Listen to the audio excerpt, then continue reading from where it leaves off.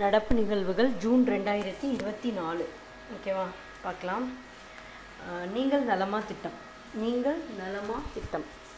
ஓகேவா, இதோட நோக்கம் என்ன அப்படின்னா, அரசின் நலத்திட்ட பயனாளிகளுடன் நேரடியாக தொடர்பு கொள்ளுதல், நலத்திட்டங்களின் செயலாக்கத்தின் விளைவுகளை மதிப்பீடு செய்தல், திட்டங்கள் மக்களுக்கு சென்று சேராத இடைவெளிகள், பிழைகள் மற்றும் தாமதங்களை கண்டறிதல், வெளிப்படைத்தன்மை, பொறுப்பேற்பு,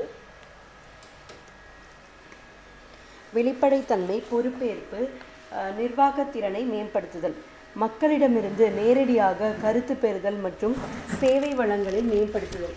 தொடக்கம் நீங்கள் நலமா திட்டம் மார்ச் 6, 2024. ஓகேவா, போன வருஷம் 2024 மார்ச் 6, 2024 நீங்கள் நலமா திட்டம் தொடங்கி வைத்தவர் முதல்வர் மு க ஸ்டாலின். செயல்பாடுகள்: பயனாளிகளுடன் தொலைபேசி அழைப்புகள், நேரடி சந்திப்புகள் மூலம் தொடர்பு கொள்ளுதல், தொலைபேசியோ இல்லை நேரடியிலேயோ, மாவட்ட ஆட்சியாளர்கள், அலுவலர்கள், துறை தலைவர்கள் போன்ற உயர்நிலை அதிகாரிகள் மக்களுடன் தொடர்பு கொள்கின்றனர். நலத்திட்டங்களுக்கான கருத்துக்களை பதிவு செய்ய தனிப்பட்ட இணையதளம் அமைக்கப்பட்டுள்ளது. திட்டங்களை மேம்படுத்த வேண்டிய புகார்கள் மற்றும்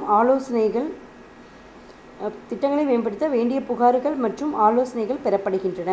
மக்களால் எழுப்பப்பட்ட பிரச்சனைகள் மீது தொடர்ந்து நடவடிக்கைகள் எடுக்கப்படுகின்றன. அரிசி விநியோகம், ஓய்வூதியம், வீடமைப்பு, கல்வி, சுகாதாரம் போன்ற சேவைகள் மதிப்பீடு செய்யப்படுகின்றன. நெக்ஸ்ட், மனுநீதி சட்டம். நோக்கம்: அரசின் திட்டங்கள் மற்றும் சேவைகள் மக்களுக்கு காலத்தில் சென்று சேருவதை உறுதி செய்ய அரசு அதிகாரிகள் கிராமங்களை குறிப்பிட்ட நாட்களில் பார்வையிட்டு பொதுமக்களின் மனுக்களை பெற்று உடனடி தீர்வுகளை வழங்குதல். இதுதான் மனு நீதி சட்டம். இது 1969 செப்டம்பர் மாதம் 15ஆம் தேதியை ஆரம்பிச்சிட்டாங்க. தொடங்கி வைத்தவர் முத்தமிழறிஞர் கலைஞர் மு கருணாநிதி அவர்கள். மனு நீதி சட்டம். சரியா. நெக்ஸ்ட், செயல்பாடுகள்னு பார்த்தோன்னா, அரசு அதிகாரிகள் குறிக்கப்பட்ட நாட்களில் கிராமங்களுக்கு வருகை தருதல், மக்களின் புலனாய்வுகளை கேட்டல், மனுக்கள் பெற்று உடனடியாக தீர்வு வழங்குதல். 5 ஆண்டுகள், அதாவது 92.2% பொதுமக்களின் புலனாய்வுகள் தீர்க்கப்பட்டன. சரியா.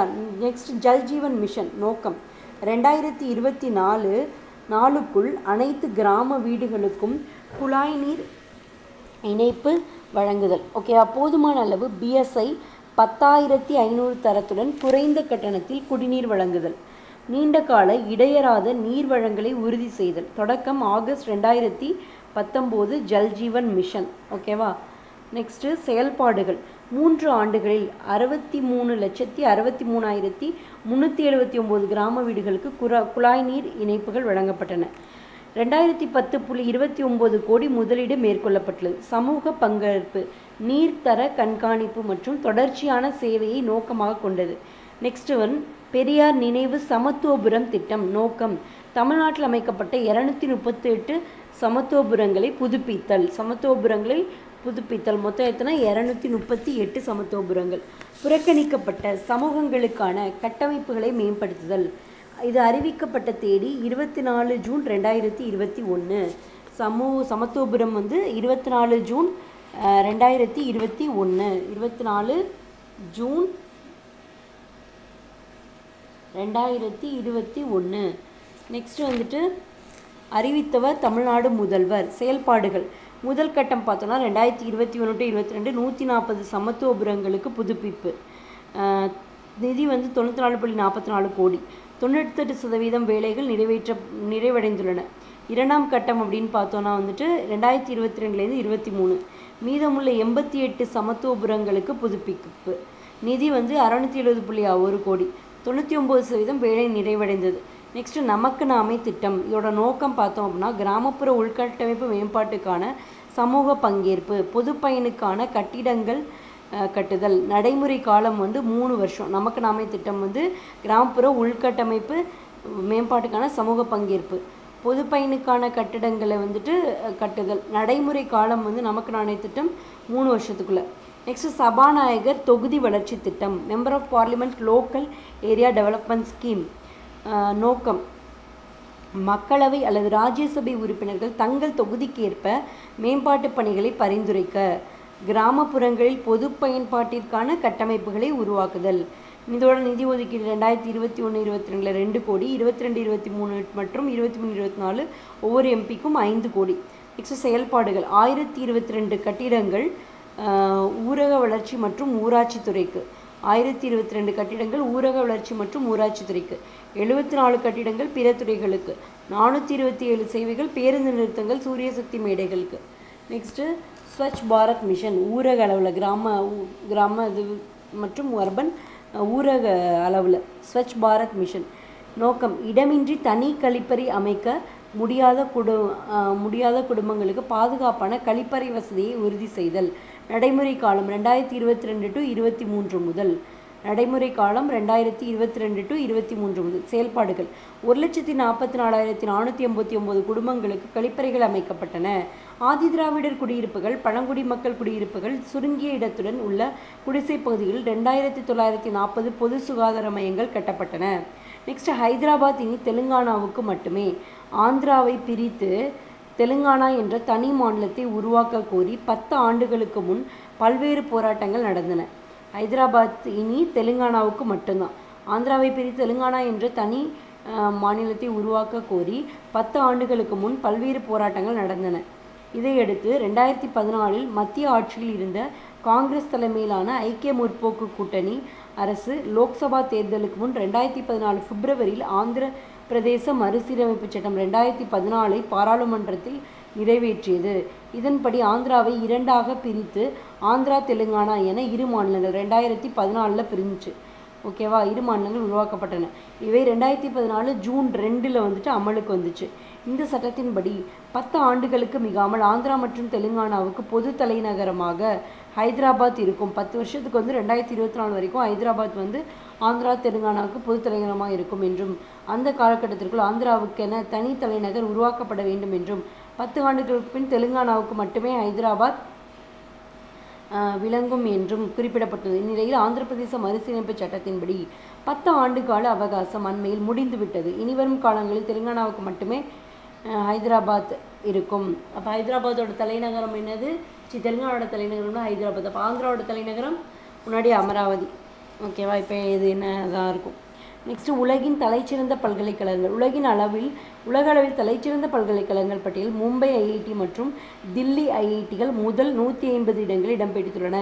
அமெரிக்காவைச் சேர்ந்த மாசசூசெட்ஸ் தொழில்நுட்ப நிறுவனம் MIT தொடர்ந்து 13வது முறையாக இந்த பட்டியல் முதலிடத்தை பெற்றுள்ளது. QS என்ற லண்டனைச் சேர்ந்த குவாதசெல்லி சைமனட்ஸ் ஆய்வு நிறுவனம் ஆராய்ச்சி கட்டுரைகள் வெளியிட்டுள்ளது. QS என்ற லண்டனைச் சேர்ந்த குவாதசெல்லி சைமனட்ஸ் ஆய்வு நிறுவனம் ஆராய்ச்சி கட்டுரைகள் வெளியிட்டுள்ளது. நெக்ஸ்ட் புதிய கண்டுபிடிப்புகளுக்கான முயற்சிகளை ஊக்குவித்தல். ஆசிரியர் மாணவர் விகிதாச்சாரம் உள்ளிட்ட பல்வேறு காரணிகளின் அடிப்படையில் உலகம் முழுவதும் உள்ள பல்கலைக்கழகங்கள் மற்றும் உயர்கல்வி நிறுவனங்களை ஆய்வு செய்து தலைச்சிறந்த பல்கலைக்கழகங்களுக்கான தரவரிசை பட்டியலை ஒவ்வொரு ஆண்டும் வெளியிட்டு வருகிறது. 2025ஆம் ஆண்டிற்கான தரவரிசை பட்டியலை அந்நிறுவனம் வெளியிட்டது. இந்த தரவரிசை பட்டியலில் இந்தியாவைச் சேர்ந்த 46 உயர்கல்வி நிறுவனங்கள் இடம்பெற்றுள்ளன. இதன் மூலம் ஆசிய அளவில் சிறந்த உயர்கல்வி நிறுவனங்கள் அதிகம் கொண்ட 3வது நாடு என்ற பெருமை இந்தியா பெற்றுள்ளது. ஆசிய அளவில் சீனா 71 உயர்கல்வி நிறுவனங்களுடன் ஆசிய அளவில் முதலிடம் பிடித்துள்ளது. நெக்ஸ்ட் இந்திய உயர்கல்வி நிறுவனங்கள் தரவரிசை. கல்வி நிறுவனம் 118 மும்பை ஐஐடி 118வது இடம் மும்பை ஐஐடி. அப்புறம் 150 டில்லி ஐஐடி. 211 இந்திய அறிவியல் நிறுவனம் IISCs பெங்களூரு. ஓகேவா, மும்பை ஐஐடி தான் ஃபஸ்ட்டில் இருக்குது 118 தரவரிசையில். 2வது தில்லி ஐஐடி 150, 3வது ISS சயின்ஸுக்கு உள்ளது Bengaluru 211 IIT, Kharagpur IIT 222, Chennai IIT 227, Kanpur IIT 263, Delhi பல்கலைக்கழகம் 328, சென்னை ஐஐடி 227. ஓகேவா ரேங்க்கு. தில்லி பல்கலைக்கழகம் 328, ரூர்க்கி ஐஐடி 335, குவாஹாட்டி ஐஐடி 344, அண்ணா பல்கலைக்கழகம் 383, தில்லி ஜவஹர்லால் நேரு பல்கலைக்கழகம் 580. அப்போ மும்பை ஐஐடி முன்னாடி 149வது இடத்துலேருந்து இப்போ 118க்கு ரேங்க்குக்கு முன்னேறி இருக்கு. நெக்ஸ்ட்டு 10 ஆண்டுகளுக்கு பிறகு காங்கிரஸுக்கு எதிர்க்கட்சி அந்தஸ்து. 10 ஆண்டுகளுக்கு பிறகு காங்கிரஸுக்கு எதிர்க்கட்சி அந்தஸ்து. மக்களவையில் எதிர்க்கட்சி அந்தஸ்து பெறுவதற்கு அவையின் மொத்த இடங்களில் குறைந்தபட்சம் 10% இடங்களில், அதாவது சுமார் 55 தொகுதிகளில் வெற்றி பெற வேண்டும். 55 தொகுதியில் வெற்றி பெற்றுக்கணும். அதாவது 10% இடங்களையாவது வெற்றி பெற்றுக்கணும். 10 ஆண்டுகளாக மக்களவையில் எதிர்க்கட்சி பதவி காலியாக இருந்துச்சு. எதிர்க்கட்சி தலைவருக்கான சிறப்புரிமைகள்: பொது கணக்குகள், பல நாடாளுமன்ற கூட்டங்கள், நிறையா கூட்டங்கள், ஜாயின்ட் சிட்டிங்கு, அப்புறம் வந்துட்டு பொது கணக்குகள், அதெல்லாம் உறுப்பினராக மக்களவை எதிர்க்கட்சி தலைவர் இருப்பார். மத்திய ஊழல் கண்காணிப்பு ஆணையம், அதுக்கப்புறம் மத்திய புலனாய்வு அமைப்பு சிபிசி, தேசிய மனித உரிமைகள் ஆணையம், அப்புறம் பிரதமர், மத்திய அமைச்சர்கள், எம்பிக்கள், மத்திய அரசு பணியாளர்களுக்கு எதிரான ஊழல் குற்றச்சாட்டுகளை விசாரிக்கும் லோக்பால் உள்ளிட்ட சட்டப்பூர்வ அமைப்புகளுக்கு தலைவர்களை தேர்வு செய்யும் பல்வேறு குழுக்களுடன் எதிர்க்கட்சி தலைவர் உறுப்பினராக இருப்பார். அதாவது சிபிசி, மத்திய ஊழல் கண்காணிப்பு, புலனாய்வு அமைப்பு, தேசிய மனித உரிமை ஆணையம், பிரதமர், அமைச்சரவை, மத்திய அமைச்சர்கள், எம்பிக்கள், அப்புறம் வந்து லோக்பால், இங்கெல்லாம் உறுப்பினர்களை தயாரிக்கிறது இவங்க வந்து உறுப்பினராக இருப்பாங்க. ஓகேவா? எதிர்க்கட்சி தலைவர் இருப்பார். பொது கணக்குகள், பல நாடாளுமன்ற கூட்டங்களுக்கள்லையும் இவங்க இருப்பாங்க. நெக்ஸ்ட்டு காலச்சுவடு ஆசிரியர்களுக்கு பிரான்சின் செவாலியே விருது. கலை மற்றும் இலக்கியத்துறைகள் சிறந்த பங்களிப்பை அளித்தவர்களுக்கு பிரான்ஸ் நாட்டின் மிக உயரிய விருதான செவாலியே விருது வழங்கப்பட்டு வருகிறது. இதன்படி உலகளவில் சிறந்த இலக்கிய படைப்புகளை மொழிபெயர்த்து வெளியிட்டு வரும் காலச்சுவடு பதிப்பகத்துக்கு இந்த விருது வழங்கப்படுகிறது. காலச்சுவடு பதிப்பகம். ஓகேவா? சென்னையில் அரசு இலவச செயற்கை கருத்தரிப்பு மையம் சென்னையில் நாட்டிலே முதல் முறையாக சென்னை எழும்பூர் அரசு மகப்பேறு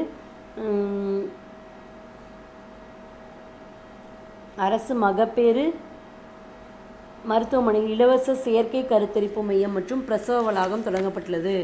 கருவுறாமை பாதிப்பு. கருவுறாமை ஏற்படுவதற்கு மருத்துவர்களால் பல காரணங்கள் சொல்லப்படுகிறது. குறிப்பாக உடற்பயிற்சிகள் இல்லாமல் இருப்பது, உடல் பருமனாக இருப்பது, உணவு பழக்க வழக்கங்களில் ஏற்படுகின்ற மாற்றங்கள் போன்றவைதான் கருவுறாமைக்கான காரணங்களாக இருக்கின்றன. உலக சுகாதார மையம் இன்றைக்கு இந்தியாவில் கருத்தரிப்பின்மை பாதிப்பு என்பது 25 வயதிலிருந்து 45 வயதிற்குட்பட்ட மகளிருக்கு 3.9% இருப்பதை உறுதி செய்துள்ளது. மதுரை ராஜாஜி அரசு மருத்துவமனையில் 2வது செயற்கை கருத்தரித்தல் மையம் தொடங்குவதற்கான பணிகள் நடைபெற்றிருக்கு. மதுரையில் ராஜாஜி அரசு மருத்துவமனையில் 2வது செயற்கை கருத்தரித்தல் மையம் தொடங்குவதற்கான பணிகள் ஏற்படுத்தப்பட்டு வருகின்றது. நெக்ஸ்ட் பழங்கள் காய்கறிகளின்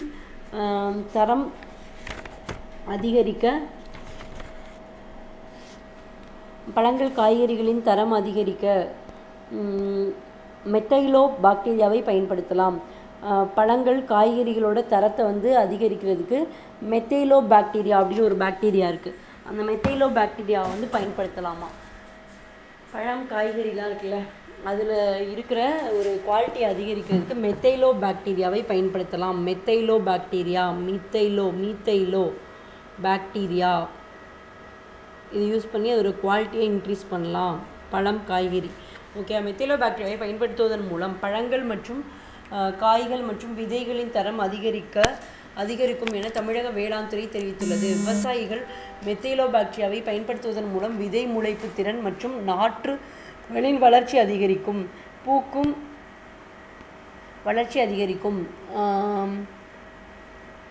பூக்கும் காலம் மற்றும் காய்களின் அறுவடை காலம் குறையும். பயிர்களின் விளைச்சல் 10% அதிகரிப்புடன் வறட்சியை தாங்கும் திறமையும் பயிர்களுக்கு அளிக்கிறது. நெக்ஸ்ட் ஔவையார் விருது. கல்வி, மருத்துவம், மகளிர் முன்னேற்றம், மகளிர் உரிமை, மத நல்லிணக்கத்தை ஊக்குவித்தல், கலை, இலக்கியம், அறிவியல், பத்திரிகை போன்ற பல்வேறு துறைகளில் முன்மாதிரியாக தொண்டாற்றும் பெண்களை ஊக்குவிக்கும் வகையில் ஒவ்வொரு ஆண்டும் ஔவையார் விருது வழங்கப்பட்டு வருகிறது. இந்த விருது 1,50,000 காசோலை சான்றிதழ் அடங்கியது. நிகழாண்டுக்கான ஔவையார் விருதுக்கு விருதுநகர் மாவட்டத்தைச் சேர்ந்த ஃபாஸ்டினா சூசைராஜ் என்கிற பாமா தேர்வு செய்யப்பட்டுள்ளார். ஓகே. ஃபாஸ்டினா சூசைராஜ் என்கிற பாமா 2024 ஔவையார் விருதுக்கு. அவரின் படைப்புகளில் கருக்கு, சங்கதி, வன்மம், மனுசி போன்ற நாவல்களும், குசும்புக்காரன், கொண்டாட்டம், ஒரு தாத்தாவும் எருமையும் போன்ற சிறுகதை தொகுப்புகளும் குறிப்பிடத்தக்கவை.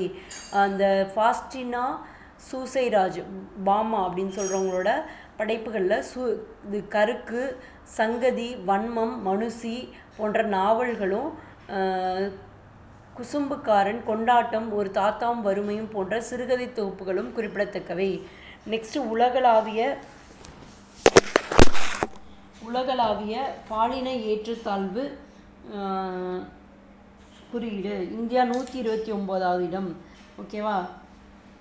பாலின ஏற்றத்தாழ்வு குறியீடு. உலக பொருளாதார அமைப்பு வெளியிட்டுள்ள அறிக்கையில் உலகளாவிய பாலின ஏற்றத்தாழ்வு குறியீட்டில் Iceland, Finland, Norway, New Zealand, Sweden ஆகிய நாடுகள் முதல் 5 இடத்தில். ஃபஸ்ட்டு ஐஸ்லாண்டு, அப்புறம் ஃபின்லாந்து, நார்வே, ஸ்வீடன் ஆகிய நாடுகள் முதல் 5 இடங்கள் பெற்றன. இதன் மூலம் அந்த நாடுகள் பாலின ஏற்றத்தாழ்வு மிக குறைவாக உள்ளது சுட்டிக்காட்டப்பட்டுள்ளது. இந்த குறியீட்டில் இந்தியா 2 இடங்கள் சரிந்து 129வது இடத்தை பிடித்துள்ளது. பாகிஸ்தான் 3 இடங்கள் சரிந்து 145வது இடத்திலும் கடைசி இடமான 146வது இடத்தில் சூடானும் உள்ளன. இதன் மூலம் இந்த நாடுகள் பாலின ஏற்றத்தாழ்வு அதிகமாக உள்ளது தெரிய வந்துள்ளது. தற்போதைய வேகத்தில் பாலின சமத்துவத்தை முழுமையாக எட்ட 144 ஆண்டுகள், அதாவது 5 தலைமுறைகளாகும் என்று உலக பொருளாதார அமைப்பு தெரிவித்துள்ளது. பாலின சமத்துவத்தை எட்டுவதற்கு, குறிப்பாக பொருளாதார அரசியல் தளங்களில் சமத்துவத்தை எட்டுவதற்கு புத்துயிர் கொண்ட உலகளாவிய அர்ப்பணிப்பு அவசர தேவையாக உள்ளது இந்த குறியீடு சுட்டிக்காட்டுகிறது என்றார். உலக பொருளாதார மன்றம். Next topic. WEF world economic forum என்பது பொது தனியார் ஒத்துழைப்புக்கான சர்வதேச அமைப்பாகும். இந்த மன்றம் உலகளாவிய பிராந்திய மற்றும் தொழில்துறை நிகழ்ச்சி நிரல்களை வடிவமைக்க சமூகத்தின் முன்னணி அரசியல், வணிக, கலாச்சார மற்றும் பிற தலைவர்களை ஈடுபடுத்துகிறது. இது சுவிட்சர்லாந்தின் ஜெனீவாவை, இந்த WEF இருக்கிற வேர்ல்டு எக்கனாமிக் ஃபாரம், அது சுவிட்சர்லாந்தில் ஜெனீவாவை தலைமையிடமாக உள்ளது. இந்தியா. Next topic. இத்தாலியில் G7 மாநாடு. இத்தாலியில் G7 மாநாடு தொழில் வளர்ச்சி அடைந்த உலகின் 7 முக்கிய முதலாளித்துவ நாடுகளின் America, Britain, Germany, France, Italy, Japan, Canada ஆகிய நாடுகளின் கூட்டமைப்பு G7. ஓகேவா? Britain, America, Germany, France, Italy, Japan, Canada அதன் உறுப்பு நாடுகளின் தலைவர்கள் பங்கேற்கும் 50வது மாநாடு இத்தாலியின் அபுலியா மாகாணம் பசோனோ நகரில் தொடங்கியது. 50வது மாநாடு எங்கன்னா இத்தாலியில் அபுலியா மாகாணம் பசோனா நகரில் தொடங்கியது. இத்தாலி பிரதமர் ஜார்ஜியா மெலோனி இந்த மாநாட்டுக்கு தலைமை வகித்தார். ஜார்ஜியா மெலோனி இத்தாலி பிரதமர். நெக்ஸ்ட் G7 என்பது உலகின் மிகவும் வளர்ந்த மற்றும் முன்னேறிய பொருளாதாரத்தின் குழுவாகும். அதாவது பிரான்ஸு, ஜெர்மனி, இத்தாலி, ஐக்கிய ராஜ்யம், ஜப்பான், அமெரிக்கா, கனடா, ஐரோப்பிய ஒன்றியம், IMF, உலக வங்கி, ஐக்கிய நாடுகள் சபை போன்ற முக்கியமான சர்வதேச அமைப்புகளின் தலைவர்களும் அழைக்கப்படுகிறார்கள். உச்சி மாநாடுகள் ஆண்டுதோறும் நடத்தப்படுகின்றன. தோற்றம். 1973ஆம் ஆண்டு எண்ணெய் நெருக்கடி மற்றும் அதன் விளைவாக ஏற்பட்ட நிதி நெருக்கடியிலிருந்து G7 உருவானது. 1973 G7 உருவானது. எண்ணெய் நெருக்கடி மற்றும் அதன் விளைவாக ஏற்பட்ட நிதி நெருக்கடியிலிருந்து G7 உருவானது. இதனால் 6 பெரிய தொழில்துறை நாடுகளின் தலைவர்களான 1975இல் ஒரு கூட்ட வேண்டிய கட்டாயம் ஏற்பட்டது. பங்கேற்ற நாடுகள் அமெரிக்கா, ஐஸ்லாந்து, பிரான்ஸ், மேற்கு ஜெர்மனி, ஜப்பான், இத்தாலி.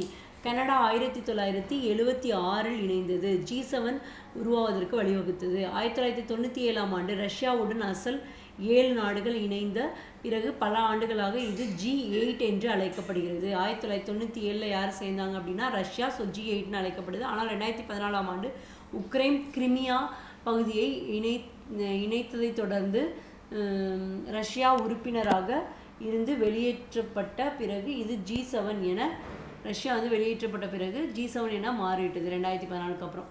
சிறப்பு மாநில அந்தஸ்து. ஆந்திர பிரதேச முதல்வர் சந்திரபாபு நாயுடுவின் தெலுங்கு தேசம் 16 தொகுதிகள்.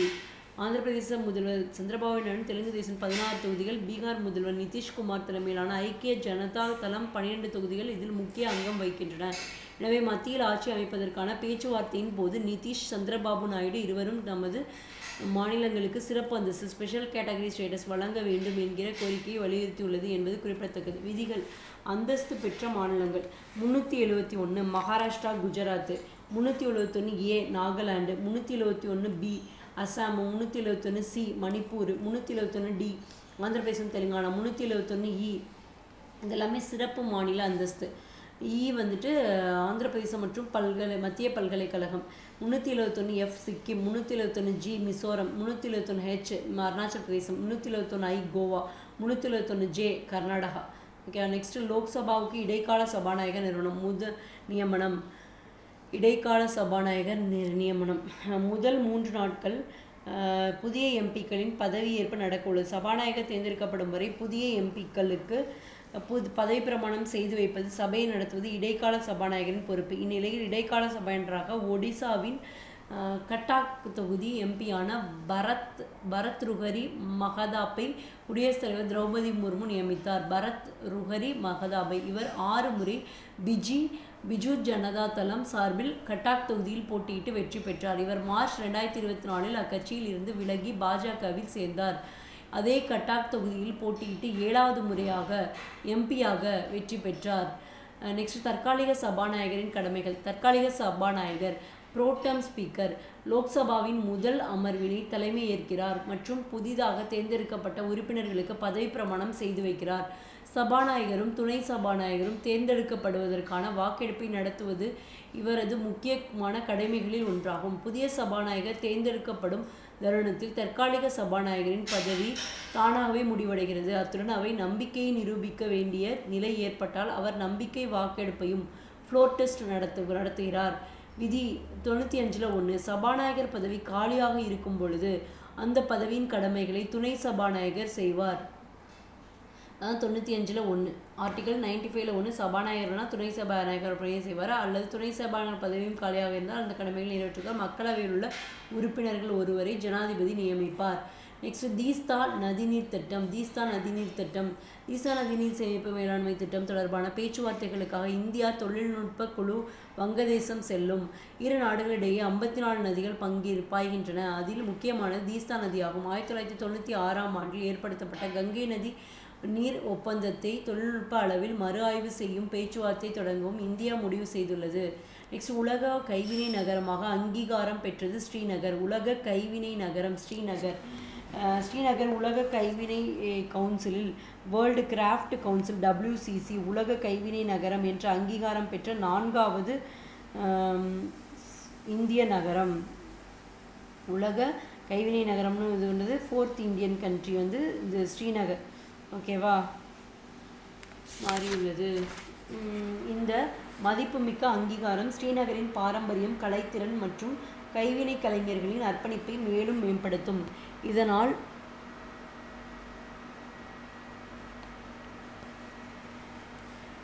கைத்தறி மற்றும் கைவினை துறைகள் மேம்படுத்துவதுடன் அப்பகுதியில் சுற்றுலா உட்கட்டமைப்பு மேம்படும். உள்ளூர் கைவினை கலைஞர்களுக்கு சர்வதேச சந்தைகளில் வணிகம் செய்வதற்கான வாய்ப்புகளும் கிடைக்கும். நெக்ஸ்ட் பஞ்சமி நில மீட்பு. 19ஆம் நூற்றாண்டின் இறுதி பகுதியில் படியாள் என்கிற பெயரில் தாழ்த்தப்பட்ட மக்கள் உயர் சாதி நிலச்சுவாந்தாரர்களின் நிலங்களில் விலங்குகளை போல் உழைக்க கட்டாயப்படுத்தப்பட்டனர். படியாள்னா வந்து தாழ்த்தப்பட்ட மக்கள் 19ஆம் நூற்றாண்டில்.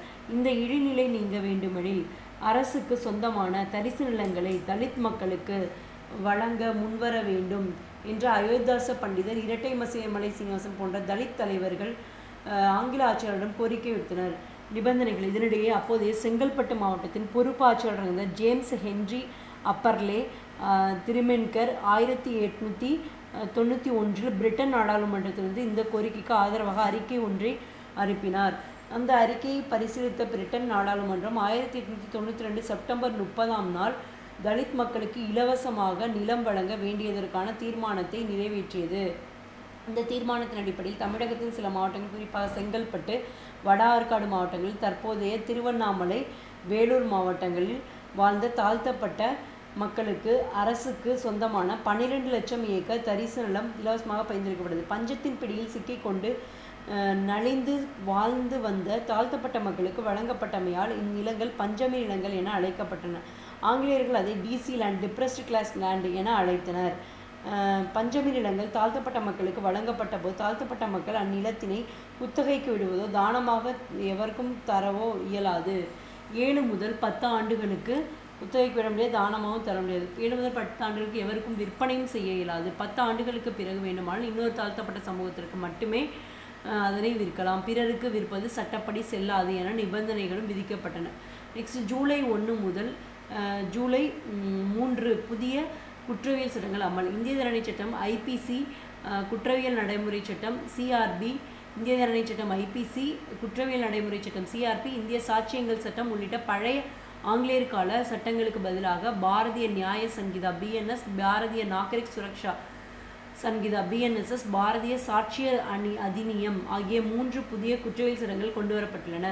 நெக்ஸ்ட் தொழில்நுட்ப உதவிக்கு NCRB புதிய குற்றவியல் சட்டங்களின் விசாரணை மற்றும் நீதிமன்றங்களின் நடவடிக்கையில் தொழில்நுட்பங்களுக்கு அதிக முக்கியத்துவம் அளிக்கப்பட்டுள்ளதால் 9 நாட்டில் உள்ள ஒவ்வொரு காலநிலையத்திலும் குற்ற வழக்குகளை பதிவு செய்யும் தற்போதைய குற்றவியல் கண்காணிப்பு அமைப்புகளில் CCTNS பயன்பாட்டில் 23 செயல்பாட்டு புதுப்பிப்புகளை தேசிய குற்ற ஆவண காப்பகம் NRB அறிமுகப்படுத்தியுள்ளது.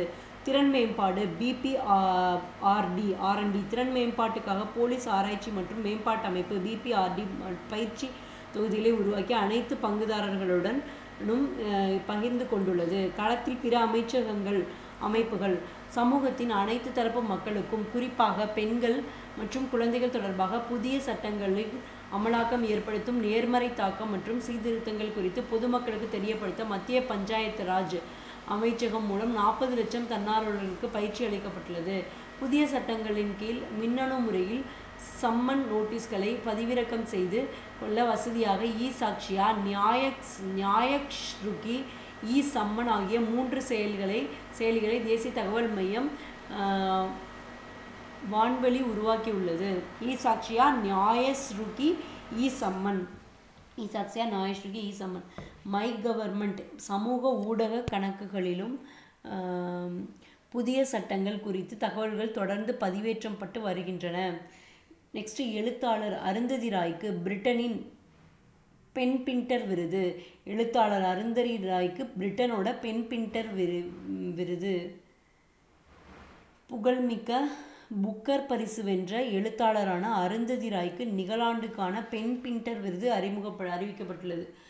பிரிட்டனைச் சேர்ந்த மறைந்த நோபல் எழுத்தாளர் ஹரால்ட் பின்டர் நினைவாக பென் தனியார் தொண்டு நிறுவனம் சார்பில் பென் பின்டர் விருது 2009ஆம் ஆண்டு முதல் வழங்கப்பட்டு வருகிறது. வரும் அக்டோபர் 10ஆம் தேதியன்று பிரிட்டிஷ் நூலகத்தில் நடைபெறும் நிகழ்ச்சியில் அருந்ததி ராய்க்கு இந்த விருது வழங்கி கௌரவிக்கப்பட்டுள்ளது. காட் ஆஃப் ஸ்மைல் திங்ஸ் எனும் தனது முதல் நாவலுக்காக புக்கர் விருதை வென்ற எழுத்தாளர் அருந்ததி ராய் 14 ஆண்டுகளுக்கு முன்பு காஷ்மீர் குறித்து தெரிவித்த கருத்துக்கள் காரணமாக பயங்கரவாத செயல்பாடுகள் தடுப்புச் சட்டத்தின் கீழ் வழக்கின் விசாரணையை எதிர்கொண்டு வருகிறார்.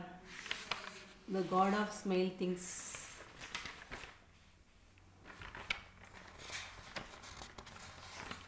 நெக்ஸ்ட் 4 புதிய மாநகராட்சிகள். வரலாற்று சிறப்புமிக்க புதுக்கோட்டை, கோயில் நகரம் திருவண்ணாமலை, தொழில் நகரம் நாமக்கல். வரலாற்று சிறப்புமிக்க புதுக்கோட்டை, கோயில் நகரம் திருவண்ணாமலை, தொழில் நகரம் நாமக்கல், கல்வி நகரம் காரைக்குடி ஆகிய மாநகராட்சிகளால் உத்தப்பட்ட காரைக்குடி, திருவண்ணாமலை, புதுக்கோட்டை, அப்புறம் நாமக்கல் இது எல்லாமே மாநகராட்சியாக இருக்குது அப்படின்னு சொல்கிறாங்க. நெக்ஸ்ட்டு மாநகராட்சிகளாக தரம் உயர்த்தப்பட வேண்டும் என்ற கோரிக்கையை ஏற்ற அந்த நகரங்கள் மற்றும் அதன் அருகில் உள்ள உள்ளாட்சி அமைப்புகளை இணைத்து புதிய மாநகராட்சிகள் உருவாக்கப்பட்டன. திருத்தம்: மாநகராட்சிக்கான வரையறைகளை தளர்த்தி மக்கள் தொகை மற்றும் ஆண்டு வருமானத்தை பொருட்படுத்தாமல் 4 நகராட்சிகளையும்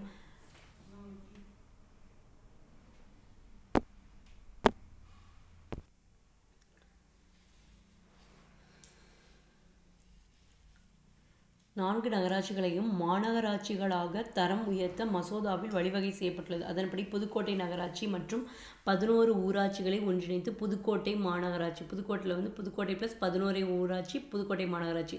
திருவண்ணாமலை நகராட்சி மற்றும் 18 ஊராட்சிகள் சேர்த்து திருவண்ணாமலையில் உள்ள பகுதிகள் ஆகியவற்றை ஒன்றிணைத்து திருவண்ணாமலை மாநகராட்சி. அப்புறம் நாமக்கல் நகராட்சியோட 12 ஊராட்சிகள் சேர்த்து நாமக்கல் மாநகராட்சி. காரைக்குடியோட 2 பேரூராட்சிகள் 5 ஊராட்சிகளை ஒன்றிணைத்து காரைக்குடி மாநகராட்சி என தரம் உயர்த்தப்பட்டிருக்குது. புதுக்கோட்டை கூட 11 ஊராட்சி, திருவண்ணாமலை கூட 18 ஊராட்சி, அப்புறம் இது கூட நாமக்கல் கூட 12 ஊராட்சி, காரைக்குடி கூட 2 பேரூராட்சி, 5 ஊராட்சி. நெக்ஸ்ட் தேசிய தேர்வுகள் முகமை NTA, தேசிய நேஷனல் தேர்வுகள் முகமை NTA செயல்படும் முறைகள். மத்திய அரசால் நடத்தப்பட்டு வந்த நுழைவுத் தேர்வுகளை ஒரே குடையின் கீழ் நடத்துவதற்காக 2017ஆம் ஆண்டு கல்வி அமைச்சகத்தின் கீழ் தேசிய தேர்வு முகமை NTA உருவாக்கப்பட்டது. இந்த அமைப்பு சங்கங்கள் பதிவுச் சட்டம் 1860 கீழ் பதிவு செய்யப்பட்டது. தகவல் அறியும் உரிமை சட்டத்துக்கு உட்பட்டது. இதன் முதல் தலைமை இயக்குனராக வினித் ஜோஷி நியமிக்கப்பட்டுள்ளார். இவர் தற்போது மணிப்பூர் மாநில தலைமைச் செயலராக பதவி வகித்து வருகிறார்.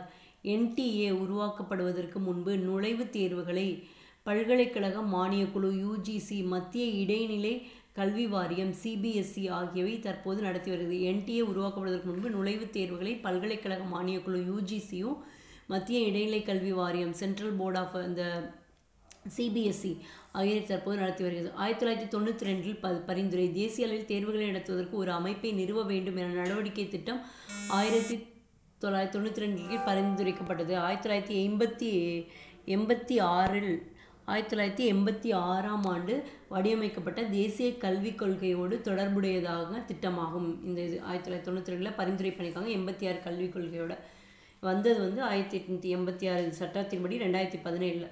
நெக்ஸ்ட் NTA நடத்தும் தேர்வுகள். மத்திய உயர்கல்வி நிறுவனங்களால் வழங்கப்படும் இளநிலை பொறியியல் தொழில்நுட்ப படிப்புகள் சேர்க்கைக்கான ஒருங்கிணைந்த நுழைவுத் தேர்வு J2E முதல் நிலை, அப்புறம் நீட்டு, அப்புறம் பொது பல்கலைக்கழக நுழைவுத் தேர்வு CUET UG, உதவி பேராசிரியர் பணிக்கான தகுதி மற்றும் மத்திய அரசின் உதவித்தொகையுடன் கூடிய ஆராய்ச்சிக்கு படிப்புக்கு தகுதி பெறுவதற்கான நெட் தேசிய தகுதி தேர்வு உள்ளிட்ட நுழைவுத் தேர்வுகளை NTA நடத்துகிறது. மேலும் பொது மேலாண்மை சேர்க்கைக்கான தேர்வு GMAT, இந்திய வேளாண் ஆராய்ச்சி கவுன்சில், ஐக்கிய தில்லி பல்கலைக்கழகம் உள்ளிட்ட பல்கலைக்கழகங்களுக்கான நுழைவுத் தேர்வுகள் NTA-வால் நடத்தப்படுகிறது. நெக்ஸ்ட் அழநாடு என்று அழைக்கப்பட்ட தேனி மாவட்டம். அழநாடு என்று அழைக்கப்பட்ட தேனி டிஸ்ட்ரிக்ட் பல 100 ஆண்டுகளுக்கு முன்பு தேனி மாவட்டம் அழநாடு என்று அழைக்கப்பட்டு இது கல்வெட்டுகளில் ஆய்வில் தெரிய வந்துள்ளது. மயிலாடும்பாறை பால் வண்ணநாதர் கோயிலில் நடத்தப்பட்ட பால்வண்ணநாதர் கோயில் நடத்தப்பட்ட ஆய்வில் கிபி 13ஆம் நூற்றாண்டைச் சேர்ந்த பாண்டியர் கால கல்வெட்டு கண்டெடுக்கப்பட்டது. என்ன நூற்றாண்டு? 13ஆம் நூற்றாண்டு பாண்டியர் கால கல்வெட்டு. தேனி மாவட்டம் பண்டைய காலத்தில் அலநாடு என்று அழைக்கப்பட்டது. பிற்காலத்தில் அந்த கல்வெட்டில் இருக்குது 13ஆம் நூற்றாண்டு பாண்டியர் காலத்தில் அலநாடுன்னு சொல்லிட்டு.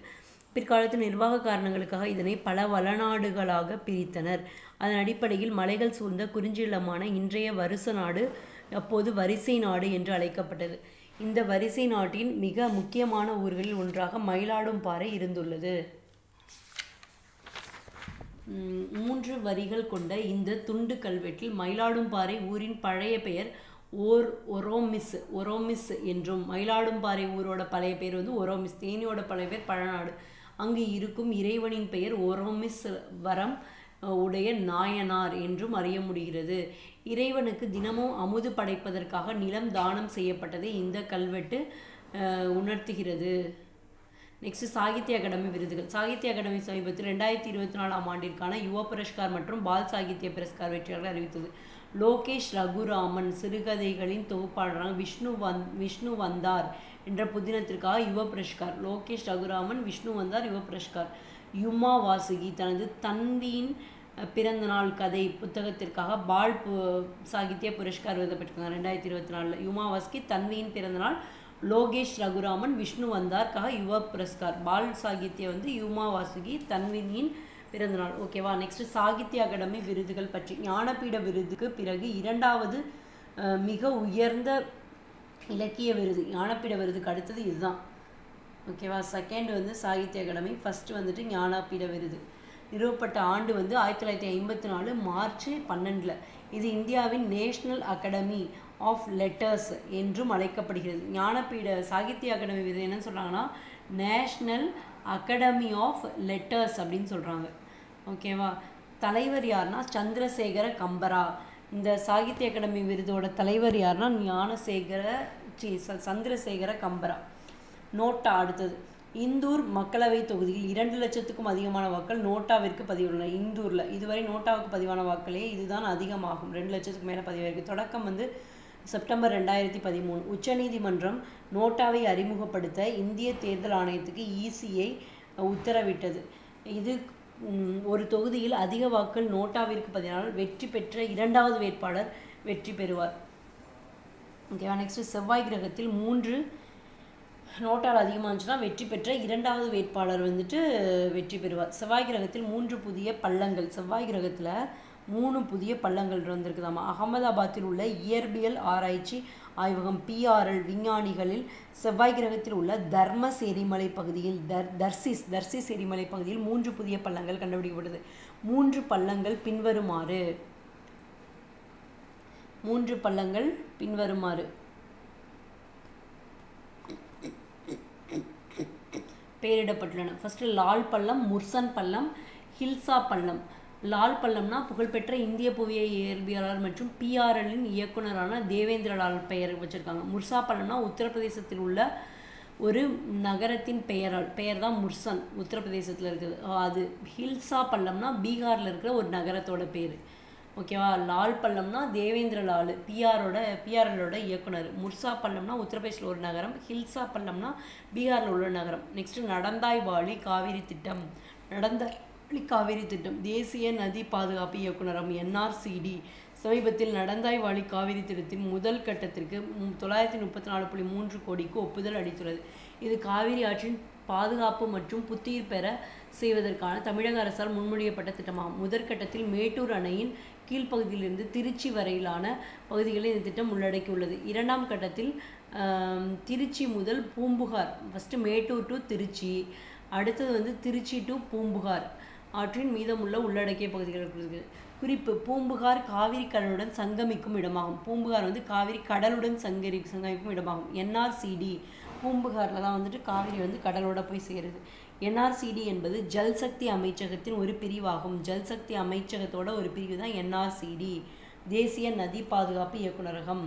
நடந்தாய் வாழி காவிரி திட்டம். நெக்ஸ்ட் பெரும்பாலை அகழாய்வு. தமிழ்நாடு தொல்லியல் துறை சமீபத்தில் பெரும்பாலையில் அகழாராய்ச்சிகள் 2022 பெரும்பாலையில் அகழாராய்ச்சிகள் 2022 என்ற தலைப்பில் அறிக்கை வெளியிட்டது. இந்த அறிக்கையை பரந்தாமன் மற்றும் வெங்கடகுரு பிரசன்னா ஆகியோர் தயாரித்தனர். பரந்தாமன், வெங்கடகுரு பிரசன்னா.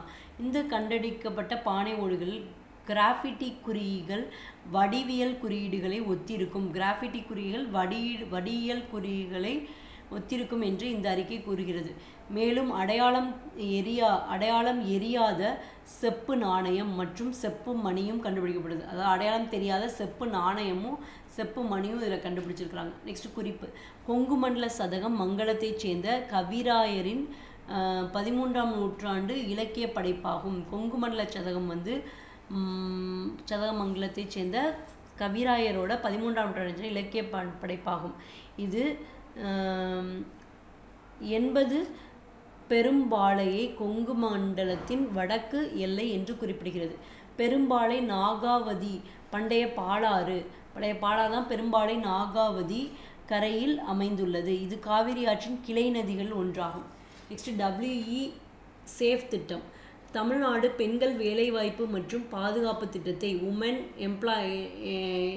எம்ப்ளாய்மெண்ட்டில் பாதுகாப்பு சேஃப் இளைஞர் நலன் மற்றும் விளையாட்டு மேம்பாட்டுத்துறை அமைச்சகம் உதயநிதி ஸ்டாலின் வெளியிட்டிருக்கிறார். WE சேஃப் வி சேஃப்னா உமன் இன் எம்ப்ளாய்மெண்ட் சேஃப். இத்திட்டம் அடுத்த 5 ஆண்டுகளில் 2024-29 1185 கோடி செலவில் செயல்படுத்தப்படுமா. அடுத்த 5 வருஷத்தில் 2024-29 இத்திட்டம் உலக வங்கியோட உதவியோட இந்த 1185 கோடி பணம் தேவைப்படுதில்ல. ஸோ உலக வங்கியோட உதவியோட செய்யப்படுறாங்க. குறிக்கோள்: முறைசாரா மற்றும் வளர்ந்து வரும் துறைகளில் பெண் தொழிலாளர்களின் பங்களிப்பை அதிகரித்து 2030க்குள் $1 ட்ரில்லியன் பொருளாதாரத்தை அடைதல். இத்திட்டம் முதற்கட்டமாக 8 மாவட்டங்கள் 8 டிஸ்ட்ரிக்டில் ஃபஸ்ட்டு கொண்டு வர போகிறாங்க.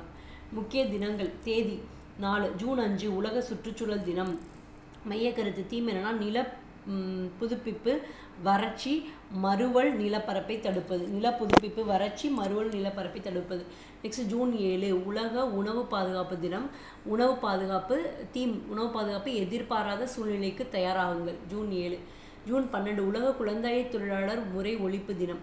நமது வாக்குறுதிகளை செயல்படுத்துவோம், குழந்தை தொழிலாளரை முடிவுக்கு கொண்டு வருவோம். ஜூன் 17 பாலைவனமாதல் மற்றும் வறட்சியை எதிர்ப்பதற்கான சர்வதேச தினம். ஒற்றுமையாக நிலத்தை பாதுகாப்போம், நம் பாரம்பரியம் நம் எதிர்காலம். நெக்ஸ்ட் ஜூன் 19 உலக கதிரறிவால் இரத்த சோகை விழிப்புணர்வு தினம். முன்னேற்றம் மூலம் நம்பிக்கை, உலகளாவிய சிக்கல், செல் பராமரிப்பை மேம்படுத்தல். நெக்ஸ்ட் ஜூன் 21 சர்வதேச யோகா தினம். தன் முன்னேற்றத்திற்கும் சமுதாய நலத்திற்கும் yoga for self and society. MSME தினம். பல நெருக்கடிகளின் நேரத்தில் நிலைத்துவ வளர்ச்சியை வேகப்படுத்தவும், வறுமையை நீக்கவும், சிறு குறு நடுத்தர தொழில்களின் சக்தி மற்றும் நிலைத்தன்மையை பயன்படுத்துதல். நெக்ஸ்ட் ஜூன் 29 தேசிய புள்ளியியல் தினம். தீர்மானங்களை எடுக்க தரவுகளின் பயன்பாடு, use of data for decision making. ஓகேவா.